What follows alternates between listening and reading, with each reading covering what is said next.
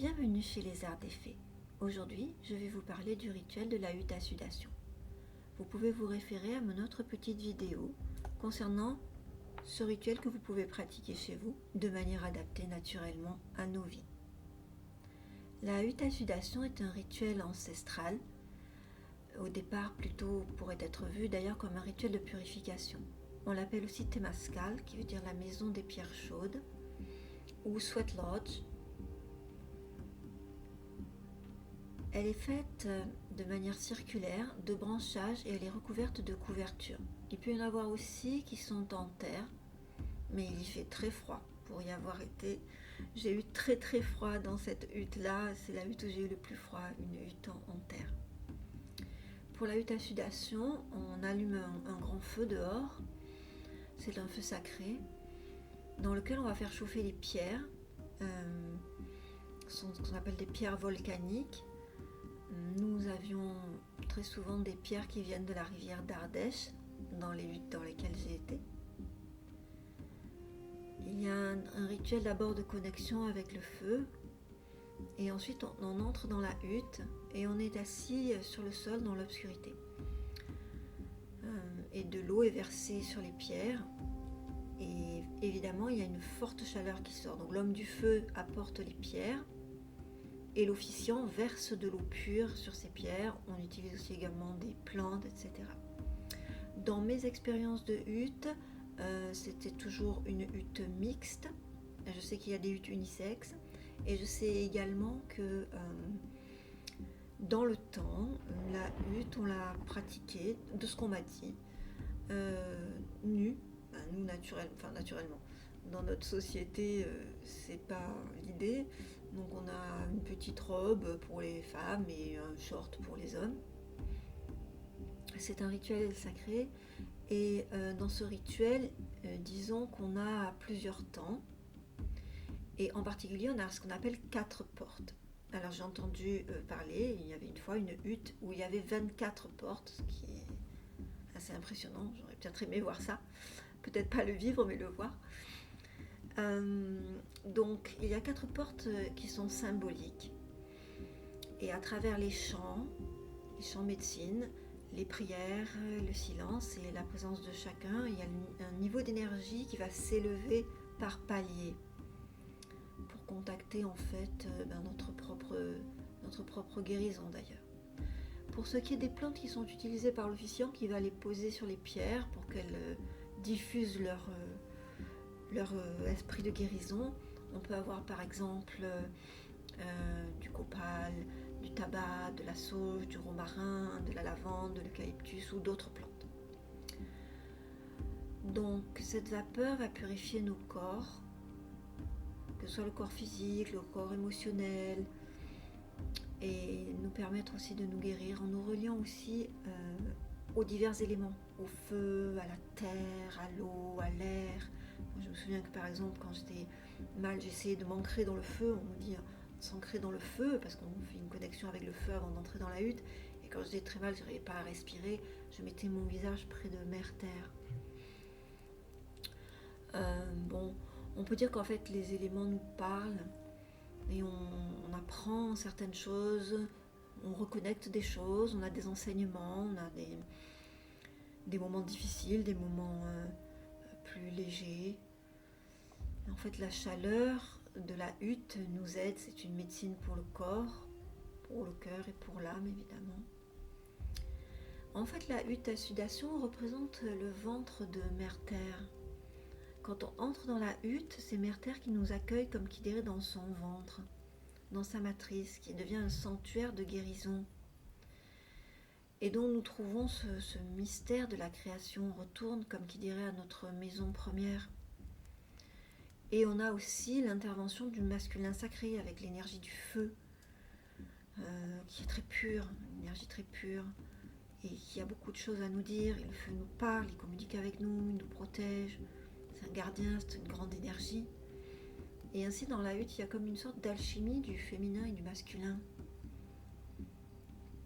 Il y a comme une rencontre de l'eau et du feu. Il y a les pierres qui sont les grands-mères, qui guérissent aussi. Moi je me souviens d'une hutte où je voyais les pierres, je les voyais comme des géodes d'améthyste absolument magnifiques et énormes. C'est très très beau. Et finalement, la hutte de sudation, c'est un peu comme un rituel de renaissance. On passe, comme qui dirait, par un accouchement à travers les 4 portes.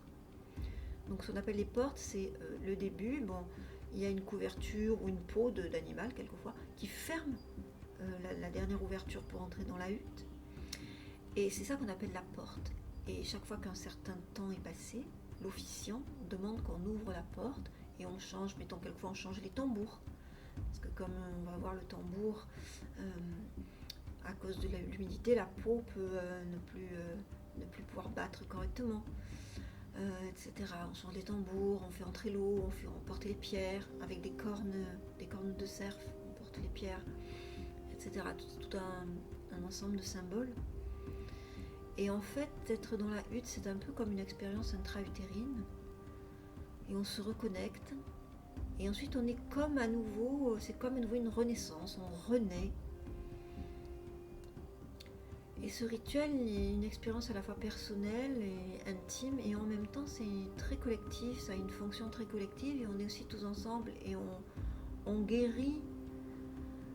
Ce qu'on guérit de soi, on le guérit aussi pour tous les autres. Tout ce qu'on fait, finalement, on le fait toujours pour tous les autres. Et comme on dit, toujours, on dit Mitaku Yeo Yasin, qui veut dire nous sommes tous reliés ou toutes mes relations. Et c'est aussi ça, merveilleuse beauté de la hutte à sudation.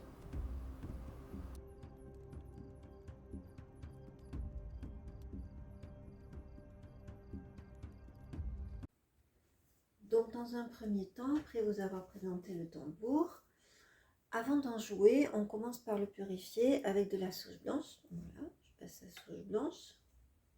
C'est très simple. On peut prendre un bâtonnet de sauge comme ceci. C'est ce que j'utilise personnellement. Et quand je n'ai pas de sauge, j'utilise du romarin. On salue le tambour. On commence par un petit chant de salut et pour ouvrir un peu son espace.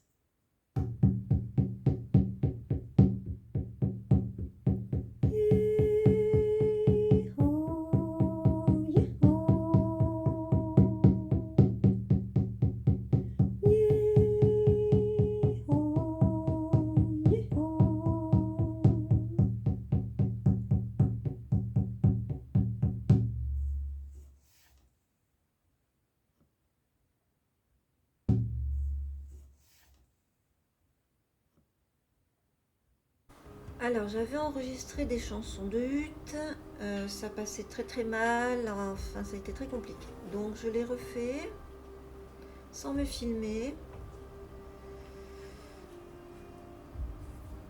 Donc les chansons, les chants de hutte sont des chants de médecine qui permettent d'élever nos prières vers Gran Espiritu, vers le cœur de l'univers.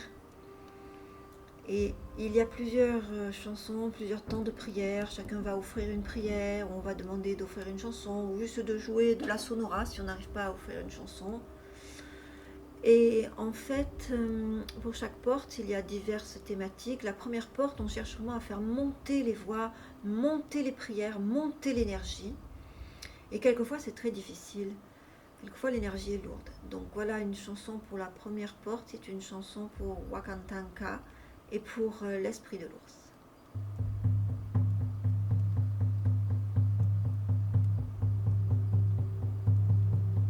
Anche Wakantanka ya hey ya hey, Anche Wakantanka ya hey ya hey, hey ya hey ya hey ya ho, hey ya cicelo, Anche Wakantanka ya hey ya hey, Anche Wakantanka ya hey ya hey, hey ya ho, hey ya cicelo.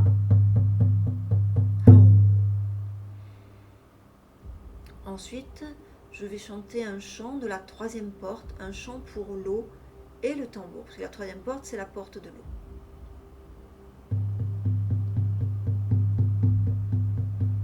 Tamborcito, tamborcito, ayúdame a cantar. Tamborcito, tamborcito, ayúdame a cantar. Para que salga la voz, para que salga la voz, para que salga la voz y que llegue a donde tenga que llegar.